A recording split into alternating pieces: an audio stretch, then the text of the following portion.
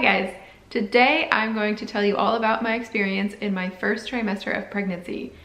I am already at the beginning of my second trimester, which is impossible for me to believe. It's still really hard for me to wrap my mind around the fact that I am pregnant in general, let alone already done with my first trimester. But anyway, let's just get started.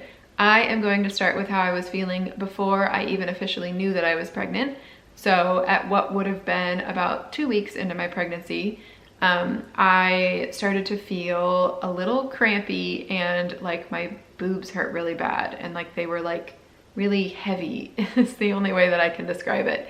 And it kind of felt like it was like pre-period symptoms, but that wasn't really normal for me to be having them a couple weeks out from when I was supposed to get my period.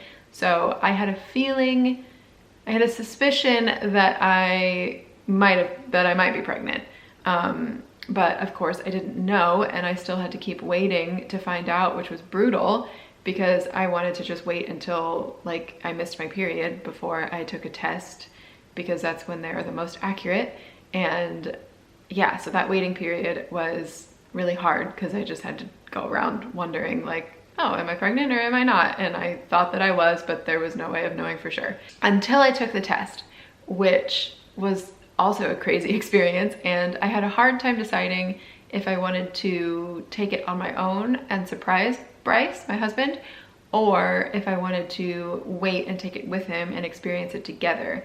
But I chose to do it on my own and surprise him, and I filmed the entire process. If you haven't seen that video, it is up on my channel. And I'm really glad that I filmed it because I just think that's gonna be so fun to have for memory's sake.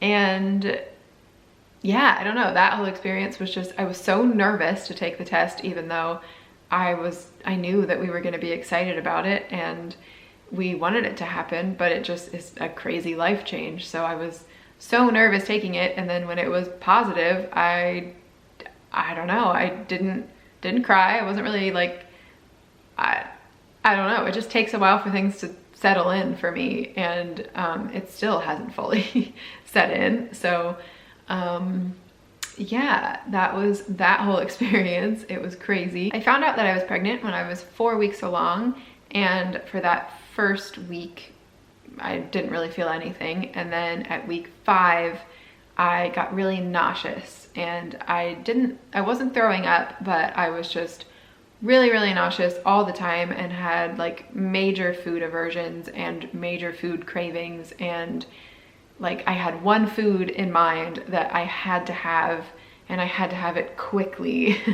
And every other food sounded like it would just make me throw up. So it felt very dramatic, and it was exhausting, to be honest. Like it was just a lot, and I wanted to be eating really healthy, and I felt like I couldn't really, because I just like, salad sounded like the worst thing in the world, smoothies sounded terrible, pretty much everything healthy sounded really bad, and all I wanted was like chips and junk food. So that was rough. And at that point I was like, oh my gosh, I can't do this for the entire first trimester. And I have one friend in particular that is like nauseous for her entire pregnancy each time she's pregnant, and I was really nervous that that was gonna happen to me too. And then about a week and a half later, all of that went away. I wasn't nauseous anymore. I didn't care what I ate, and yeah, it was great. It was great to not be nauseous anymore. But the worrier that I am, I thought that that meant that there could be something wrong. So I didn't want to be nauseous, but I also did want to be nauseous because that was the only thing that was proving to me that I was pregnant. And without any symptoms, it just kind of felt like everything went away and I just wasn't pregnant anymore. And of course I took to the internet, which you are not supposed to do, but I did anyway.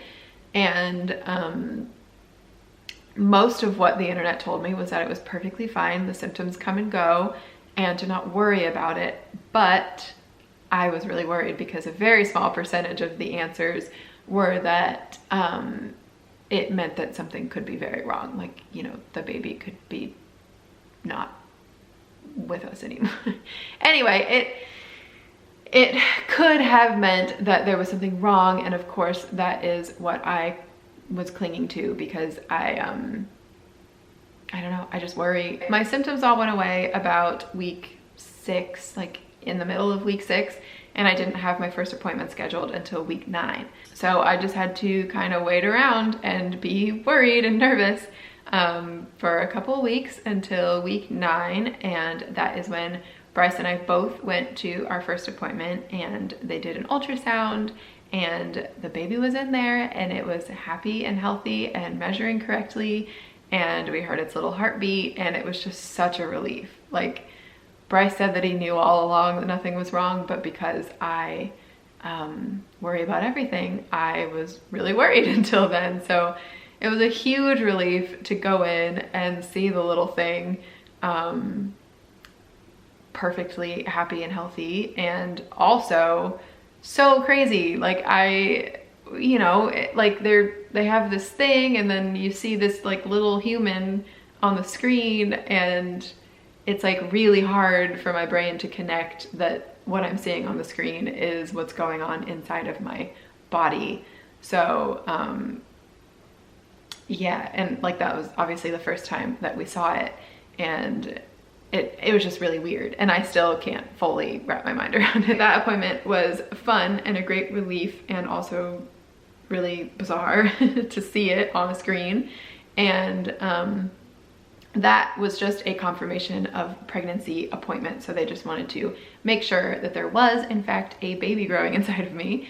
And so that's really all they did at that appointment. And they scheduled my next appointment at 12 weeks. So within those 3 weeks, I had to go to Quest Diagnostics and get a bunch of blood drawn, like a lot of blood drawn. They took like 7 vials of blood, which felt like far too much. But you know, they were just checking stuff and everything was fine. So I went back in at 12 weeks, and they did another ultrasound, which I wasn't expecting.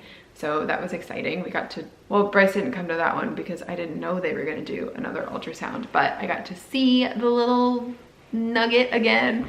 And that was really fun, and everything went well at that appointment too. And then also at that appointment, they took more of my blood to check and see if there were any like chromosomal abnormalities or I don't, you know, anything of that sort, like if I was a carrier for anything. And then they also could find out the gender at that blood test, but Bryce and I have decided that we do not want to know. We want to know eventually when it comes out, but we don't want to find out before we have it. So yeah, it kind of kills me that there is information somewhere out there in the world that says what gender the baby is, because obviously I am dying to know, and I have absolutely no idea what it is. Like, I have no, like, just no idea at all. I couldn't tell you which one I think it is. And we also don't care, obviously. Like, we just want a healthy baby, which is what everyone says. So yes, all of that came back great, and not gonna find out the gender. And yeah, that was about it, like as far as doctor's appointments for my first trimester. And I guess now, even though I already touched on how I was feeling a little bit with the nausea, other things that I have been feeling that have kind of lasted the whole first trimester are fatigue. I have a lot more energy now, which I heard is supposed to come back at your second trimester, and it started to come back at the end of my first trimester. But I'm already kind of a tired person. Like, it's very easy for me to take a nap in the middle of the day and all of that stuff. But the level of fatigue that I felt was far beyond what I had ever felt before. So that was interesting. I took a lot of naps in the middle of the day. Like, I would wake up and it would only be like, by the time it's like 10 a.m., I'm ready to just go to bed again. So that was exhausting. And then another thing is I have to pee constantly all the time. Like I could go right now. I actually need to go right now. And the major annoyance with that is that I have to get up and pee like at least 4 times in the middle of the night, sometimes 6 times. And I already kind of pee a lot as like my baseline, and I've always had to get up in the middle of the night like at least once to go, but now it's just getting a little extreme. And I feel like my body is already prepping me for not getting a full night's sleep ever, because I just don't anymore. I mean, I still do, but it's very interrupted. So that's probably a good thing that I'm just getting used to waking up a lot. Another thing that I have been feeling on and off is round ligament pain, which is, you know, everything is like stretching out down there and moving around, and like I get random aches and pains that I'm assuming are all fine. There's the worrier in me coming out. No, but what I'm definitely feeling round ligament pain, and sometimes it's like kind of just a dull pain that lasts throughout the day, and then most of the time it's like when I move too fast or cough or something that like puts strain on my muscles and ligaments, I guess.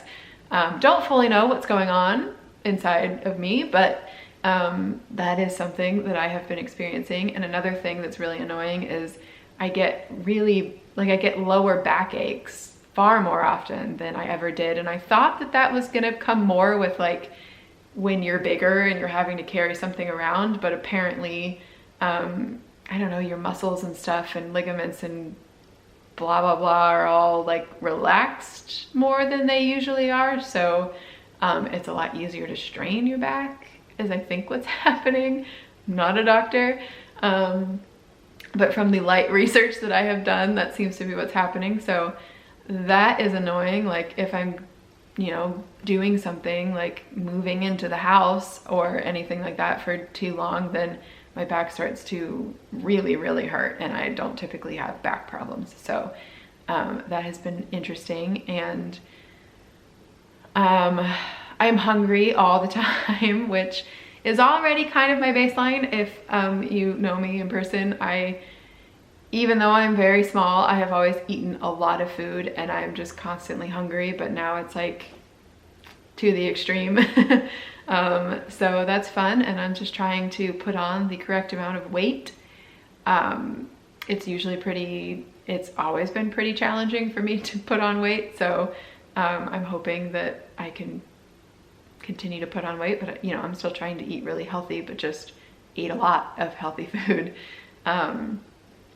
I have been getting bigger, obviously. I had to go up a bra size, and I also don't fit into any of my jeans or shorts anymore.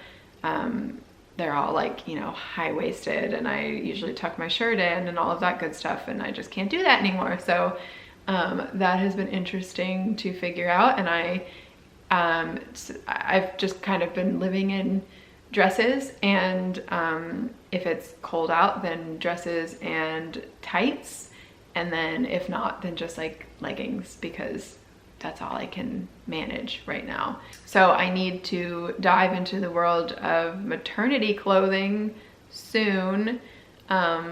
Probably just pants. Like I probably could just use like a couple pairs of pants and a couple pairs of shorts.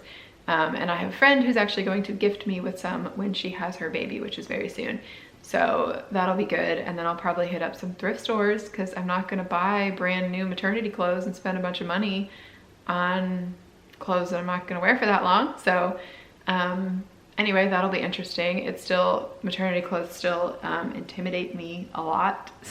So I will have to get into that soon, because I need some pants that I can wear. And that is about it for how I've been feeling. I have had a really easy time, and I know that, and I know how lucky I am to have had such an easy first trimester. And then I've heard that the second trimester is the easiest one. So hopefully that continues to be the case for me.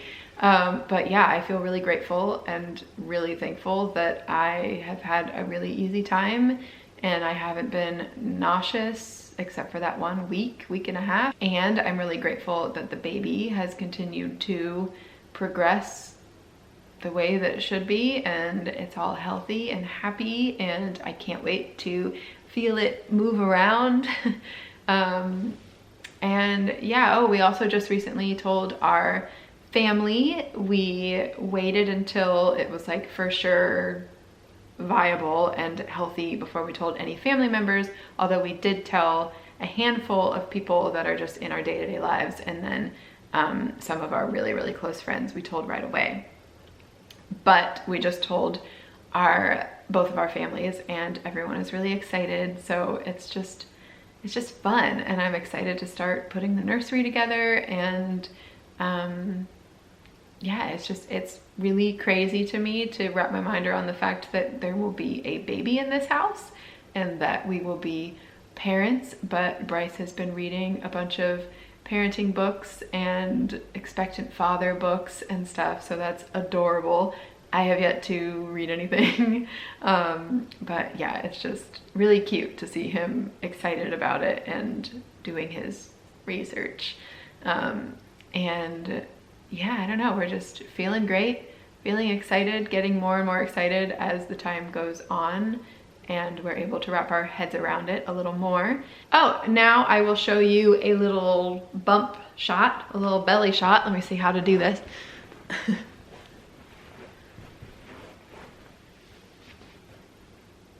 There it is. Just a little guy, but it still blows my mind that that's my stomach. So it's definitely getting hard to hide it. That's about it. Thank you for watching, and let me know if you have any questions. And I'm really excited to continue these videos with 2nd trimester update and 3rd trimester update, and then birth and postpartum and baby and all of that fun stuff. I'm really excited to be making these kinds of videos. So yeah, thank you. Thanks for watching, and I'll see you next time. Bye.